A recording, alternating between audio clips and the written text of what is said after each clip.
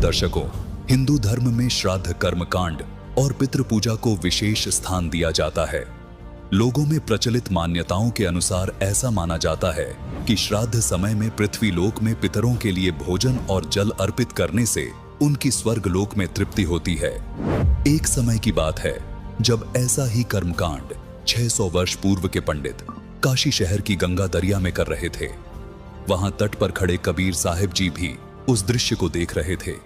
जैसा कि कबीर साहिब जी ने अपने दोहों और लोकोक्तियों के माध्यम से अंधविश्वास और पाखंडवाद पर गहरी चोट दी है, इसी प्रकार से उस समय भी कबीर साहिब जी ने पंडितों के इस भ्रम को तोड़ने के लिए आगे क्या प्रतिक्रिया की और कैसी थी उनकी वो अद्भुत लीला, जानने के लिए देखिए उस समय के पुरातन दृश्य को फिर साक्षात करती हुई ये 2D एनिमेशन वीडियो।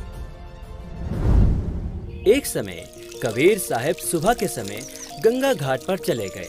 वहां ब्राह्मण लोग सूर्य के सामने मुख करके गंगा जल हाथ में लेकर मंत्रों का उच्चारण करते हुए जल सूर्य को अर्पित कर रहे थे।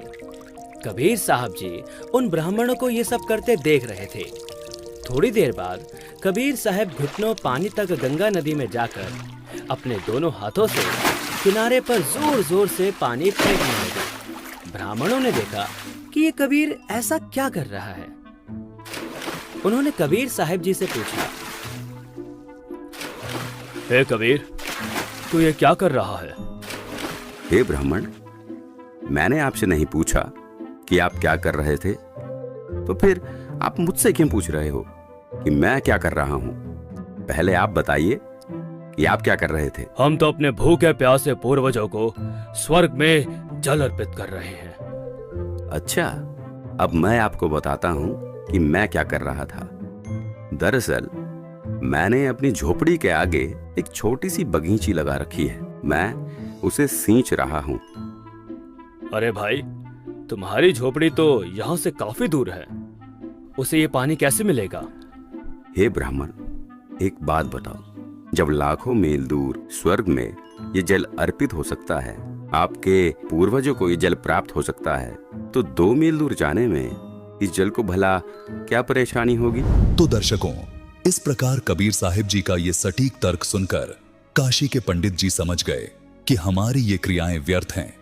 कबीर साहिब जी ने उन्हें यहाँ ये भी समझाया कि आप एक ओर तो कह रहे हैं कि आपके पितर स्वर्ग में हैं, दूसरी ओर कह रहे हैं उनको पीने का पानी नहीं मिल रहा, उनको सूर्य को अर्घ देकर जल पार्सल करते हैं।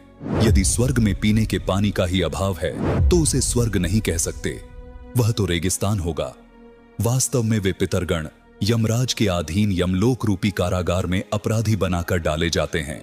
वहां पर जो निर्धारित आहार है वह सबको दिया जाता है। जब पृथ्वी पर बनी कारागार में कोई भी कैदी भोजन के बिना नहीं रहता, सबको खाना पानी मिलता है, तो यमलोक वाली कारागार जो निरंजन काल ने बनाई है उसमें भी भोजन और पानी का अभाव नहीं है। यह 2D एनिमेशन वीडियो संत रामपाल जी महाराज के सत्संग प्रवचन से लिया हुआ केवल अंश मात्र है। अब सुनिए इसी विषय पर संत रामपाल जी महाराज के मंगल प्रवचन। अब एक बार क्या था, परमात्मा कबीर जी काशी में गंगा घाट पर चले गए। गंगा का एक घाट बना हुआ है, वहाँ पर ये ब्राह्मण लोग सूर्य को यानी ऐसे सूर्य की तरफ मुँह करके गंगा से जल उठावें और वहीं डाल दें। कबीर साहब बढ़कर उसमें गंगा में घुटनों पानी में और ऐसे नौकरन लगे गंगा के जल को पटरी पर फेंक रहे पूरी स्पीड तक। अब वो सारे पंडित जी अपना काम छोड़ के कबीर साहब की ओर देखने लगे। कहने लगे, वो कबीर ये क्या कर रहा तू? कबीर जी बोले, आप क्या कर रहे हो? मैंने ना पूछा, तुम क्यों पूछ रहे हो मेरे से? पहले आप बताओ आप क्या कर रहे हो? कि हम अपने पितरों को स्वर्ग में जल भेज रहे हैं। ये हम यहाँ जल डाल रहे हैं ना, ऐसे मंत्र बोलकर ऐसे सूर्य की तरफ मुँह करके, ये वहाँ स्वर्ग में हमारे भूखे प्यासे पितरों को जल प्राप्त होगा। परमात्मा बोला, मैंने एक बगीची लगा रखी अपनी झोपड़ी के आगे और मैं उस झोपड़ी को उस बगीची को सींच रहा हूँ। फिर मंडके करड़े हो गए। तो वो कहने लगे, रे भोले आदमी, इतनी दूर कैसे जाएगा जल, ये तो यहीं पड़ा है। वो तेरी झोपड़ी के आगे बगीची जो छोटी सी लगा रखी, वो कैसे सिंचाई होगी इससे? कि 1,00,000 किलोमीटर दूर, मील दूर तुम्हारे पितरों को स्वर्ग में ये पानी मिल सकता है, तो ये 2 किलोमीटर पर क्या दिक्कत आएगी इसको? तो उनकी चौंध टूट गई। पंडित जिया ने फिर अपना गलती स्वीकार की, मालिक की शरण ग्रहण करी। अब साधना करते हैं तो गलत करते हैं। क्या बताते हैं परमात्मा? प्रेत शिला पे जा विराजे पितरों पिंड भराई, बोड़ श्राद्ध खान को आए, ये काग भये कल माही। परमात्मा कहते हैं प्रेत शिला पे जा विराजे, भूत बन गए भूत, ये गलत साधना करके। और फिर पितरों पिंड भराई, फिर पिंड भरवाए, और बोर श्राद्ध खान को आए, काग भये कल माही। पुण्यात्माओं ये सरहद निकालते हैं, ये कहाँ से लिया इन्होंने ये जुगाड़? जबकि वेदों में मना है कि श्राद्ध नहीं निकालने चाहिए। ये भूत पूजाएं हैं, भूत पूजोगे तो भूत बनोगे। गीता जी अध्याय नंबर 9 के श्लोक नंबर 25 में कहा कि भूत पूजने वाले भूतों को प्राप्त होंगे, पितरों की पूजा करने वाले पितर बन जाएंगे, देवताओं की पूजा करने वाले देवताओं के पास जाकर उनके नौकर लगेंगे, और मेरी पूजा करोगे मुझे प्राप्त होगे। तो गीता जी में तो मना किया है पितर पूजा, भूत पूजा ये 13वीं करनी, अस्थि उठानी, गति कराने के लिए गंगा में डाल कानी, ये सारी शास्त्र विरुद्ध साधना है, वेद विरुद्ध साधनाएं हैं, ये नहीं करनी चाहिए। अरे हमारे धर्मगुरु इन नवगाटा जुड़वा रहे हमारा कि श्राद्ध निकालो, 17वीं 13वीं करो। अपनात्मा परमात्मा क्या याद दिलाते हैं कि जीवित बाप के लट्ठम लट्ठा, और मुए गंग पुचैया, और जब आवे आसुज का महीना, और वो कौवा बाप बनैया रे बोड़ी सी दुनिया। सतगुरु बिन कैसे सरिया। जैसे जीवित बाप के साथ तो खेचा तानी रखे नकम्मी आत्मा है, और मरने के बाद फिर उसकी गति के लिए चलेंगे कहाँ से?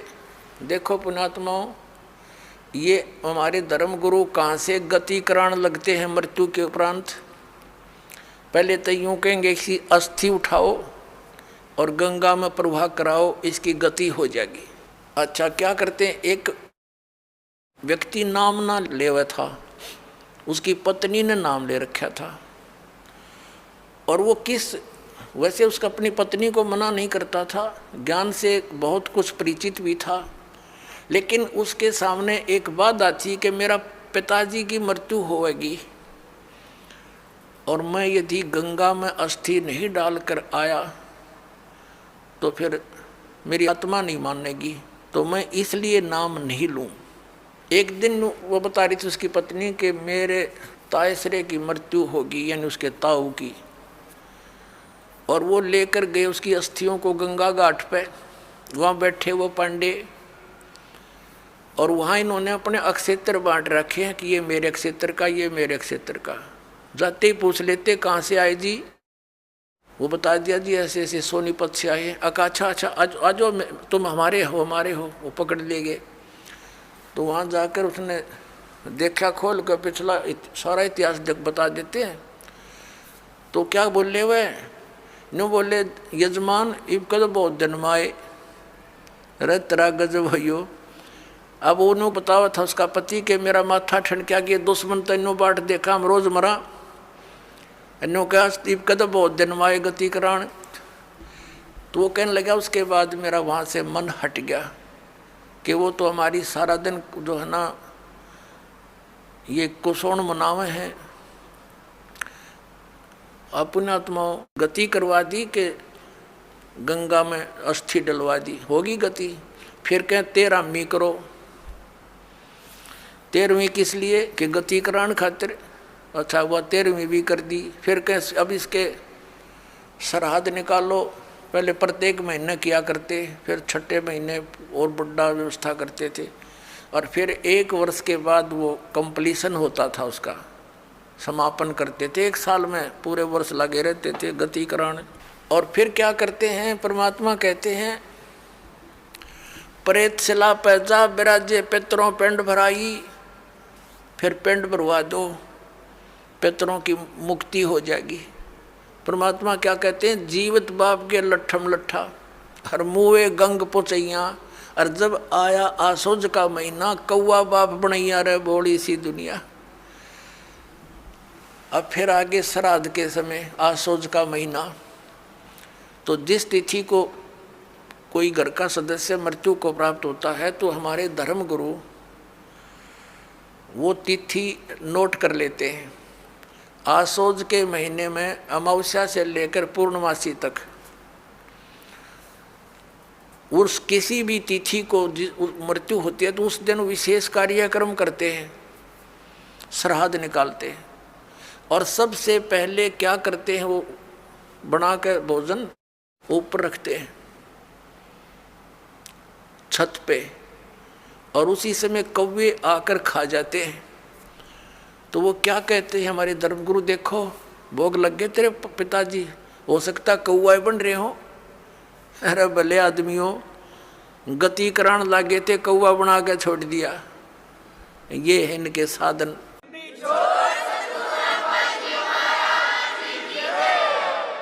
अब परमात्मा कहते हैं प्रेत शिला पैजा विराजे पितरों पिंड भराई, और बहुत श्राद्ध खान को आए काग बने कलमाही। आगे क्या बताते हैं, जय सतगुरु की संगत करते सकल कर्म कट जाई, अमरपुरी पर आसन होते जहां धूप ना छाई। अब क्या बताते हैं, जय सतगुरु की संगत करते सतगुरु मिल जाते तो ये सारे कर्मों तो पीछा छूट जाता, ना श्राद्ध निकालने, ना भूत बनना, ना कौवे और पशु की योनियों में जाना।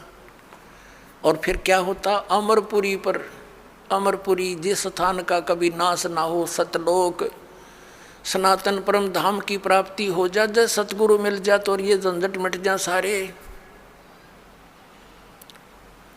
और ये हमारे गुरुजी धर्म गुरु ने कहा श्राद्ध तो अवश्य निकालना चाहिए, इन्हें तो हमारे कर्म बिगड़वाण का ठेका ले रखा था। पुण्यात्माओं, पवित्र हिंदू धर्म के जो सदग्रंथ हैं, पवित्र चारों वेद और पवित्र श्रीमद् भगवत गीता, और पांचवा वेद जो परमात्मा कबीर जी की वाणी जो उनके मुख कमल से बोला गया, उसमें कंप्लीट ज्ञान है, सभी सदग्रंथों का सारांश है। वो तो इनके हाथ नहीं लगा, क्योंकि उन्होंने इन संस्कृत के ज्ञाताओं ने वो तो रिजेक्ट कर रखा था। कबीर साहब की वाणी तो एक अशिक्षित की वाणी है, इस करके वो हमारे पास, हमारे तक नहीं आने दिया। तो इनमें जो पुराण हैं, ये पुराण क्या चीज़ है, गीता और वेद, उन चारों वेदों का सारांश श्रीमद् भगवत गीता। लेकिन श्रीमद् भगवत गीता में कुछ अटकल युद्ध कराने के लिए इस काल भगवान ने लगाई हैं, वो अलग से दिखाई देती है। और जो वेदों से मेल खाता वो गीता जी का ज्ञान खरा है, बिल्कुल सत्य है। तो हमने, क्योंकि वो वेद ज्ञान गॉड गिवन है, परमात्मा का दिया हुआ है, तो हमने परमात्मा के आदेश का पालन करना है।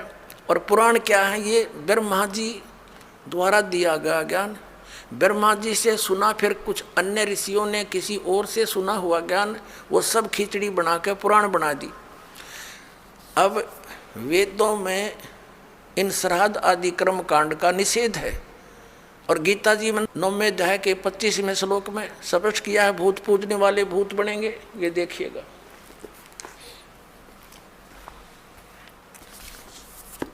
श्रीमद् भगवत गीता, गीता प्रेस गोरखपुर से प्रकाशित है, जयदयाल गोविंद का इसके अनुवादक है। अध्याय नंबर 9 का ये है, अध्याय नंबर 9 श्रीमद् भगवत गीता, श्लोक नंबर 25।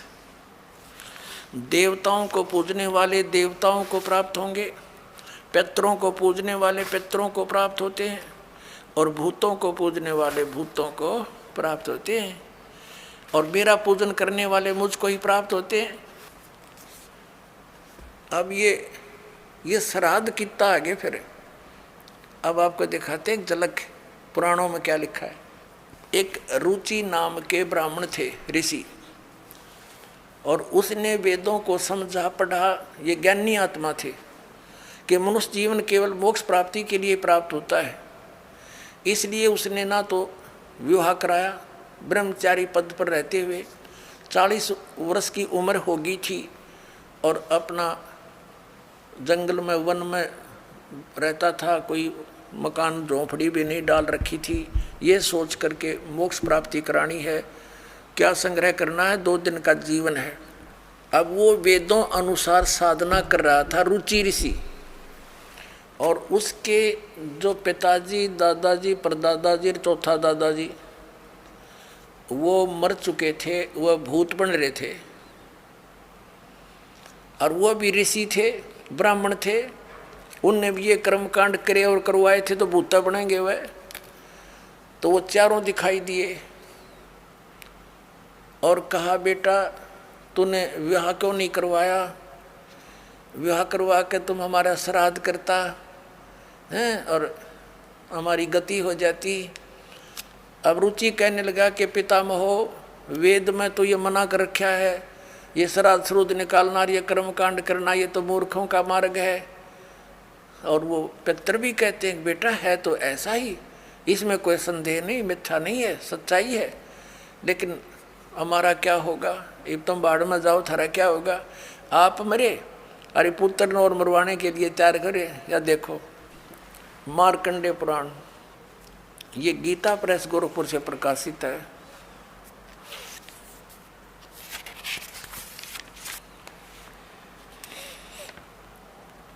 गीता प्रेस गोरखपुर से प्रकाशित है। ये गीता प्रेस गोरखपुर से प्रकाशित है।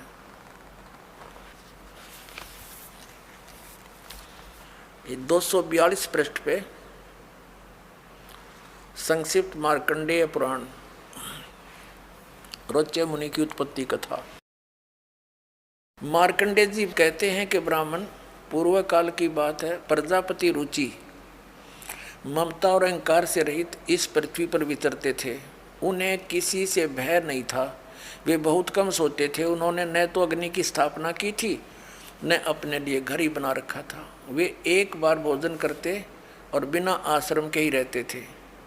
उन्हें सब प्रकार की आसक्तियों से रहित एवं मुनिवर्ती में रहते देख उनके पितरों ने उनसे कहा, ये देखिए ये चारों आगे भूत बन रहे, ये देखो, ये रुचि ऋषि है, ये इनके पहले बने हुए वो पंडित जी सारे भूत पूज का भूत बन गए। अब ये दिख गए इसने सारे इकट्ठे।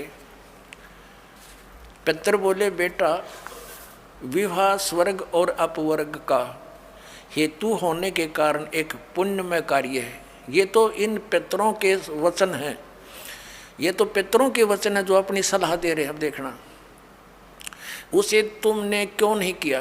गृहस्थ पुरुष समस्त देवताओं, पितरों, ऋषियों और अतिथियों की पूजा करके पुण्यमय लोकों को प्राप्त करता है। वह सभा के उच्चारण से देवताओं को,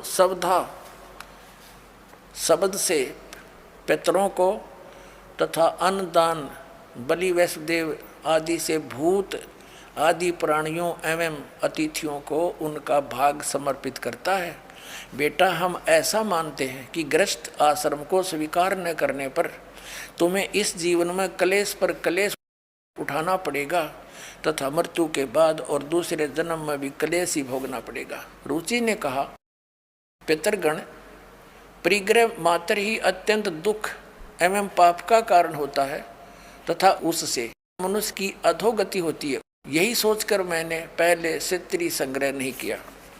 अब यहाँ देखो, पितर बोले, बेटा जितेंद्रिय होकर आत्मा का प्रक्षालन करना उचित है, किंतु तुम जिस मार्ग पर चल रहे हो वह मोक्ष मार्ग है। बता, इसने तो घटिया मान रहे मोक्ष मार्ग ने कि तुम जो कर्म कर रहे हो, जिस मार्ग पर चले तो मोक्ष मार्ग है।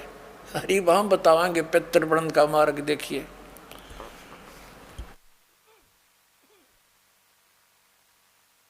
रुचि ने पूछा, पितामहो, वेद में कर्म मार्ग को अविद्या कहा गया है, जो तुम सलाह दे रहे हो वो कर्म कांड, श्राद्ध श्रुद्ध निकालना, पितृ पूजना, वो तो अविद्या का है, मूर्खों का सलाह कही है। फिर क्यों आप लोग मुझे उस मार्ग में लगाते हैं? पितृ भी कहते हैं, पितृ बोले यह सत्य है कि कर्म को अविद्या ही कहा गया है, इसमें तनिक भी मिथ्या नहीं। फिर थारा सिर बच गया, फिर क्या रह गया बता भाई। ये हमारे पुराणों में लिखा है। अब इस बात को पितृ भी मानते हैं कि आप जो साधना करें तो मोक्ष मार्ग है, और आप फिर उसको सलाह दे रहे हैं भूत पूज, श्राद्ध निकाल, ब्याह करवा, और यो नरक मार्ग है। और आप भी मानते हैं कि आप जो मार्ग अपना रहे हो तो मोक्ष मार्ग है। और रुचि कहता है वेद के अंदर तो इसको अविद्या मूर्खों की साधना बताई है, तो पितृ भूत पूजना, श्राद्ध निकालना, और पितृ स्वीकार भी कर रहे हैं, कहा ऐसा ही है, इसमें कोई मिथ्या नहीं। फिर ये बकवाद घट रखी, अग्रुम ऐसा कर लो, पितृ ऐसा कर देते हैं, पितृ पुत्र दे देते हैं, टट्टू दे देते हैं, आपा भूखे मरे बतावे, मूर्ख बना रखा है। एक थोड़ी सी झलक दिखाते हैं आपको इसी मार्कंडेय पुराण में। इन कहाँ से ले रखे ये श्राद्धा के सिलसिले। एक मंदालसा नाम की औरत थी, उसने अपने पुत्र को शिक्षा दी, और वह ये ले रहे हैं। देख मार्कंडेय पुराण के अंदर है, यही आपको सुना रहे हैं। अब इसके 80 पृष्ठ पर दिखाते हैं आपको। ये 81 पृष्ठ से थोड़ा सा लेंगे। मंदाल